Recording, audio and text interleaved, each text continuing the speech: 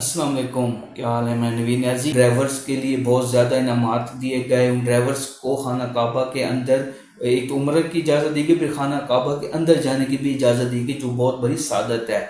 और जो वो कंपनी रमज़ान नाम की जो कंपनी थी, उस कंपनी को बाकी ठेके और बाकी जो टेंडर्स थे गवर्नमेंट लेवल पे वो दिए गए।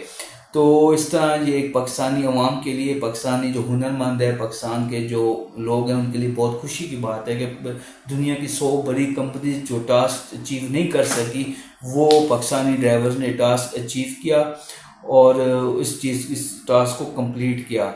तो मैं एक अच्छी खबर थी पाकिस्तान के लिए, पाकिस्तानियों के लिए एक अच्छी न्यूज़ थी कि पाकिस्तानी ड्राइवर्स ने पाकिस्तान का नाम रोशन किया।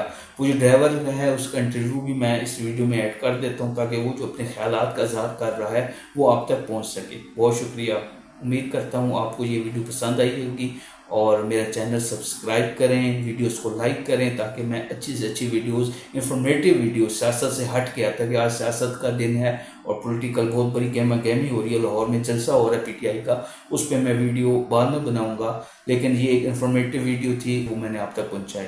बहुत शुक्रिया। हमने जो 3 जहाज़ लोड किया और रियाज जा रहा था, तो वो नामुमकिन बात था। जब रियाज हम पहुंच गया तो इन लोगों ने बहुत अच्छा वेलकम किया, बहुत एहतराम के साथ। आप देख सकते हैं इन लोगों ने हमारा इंतज़ार कर रहा था, शुरता था और ये सऊदी लोग।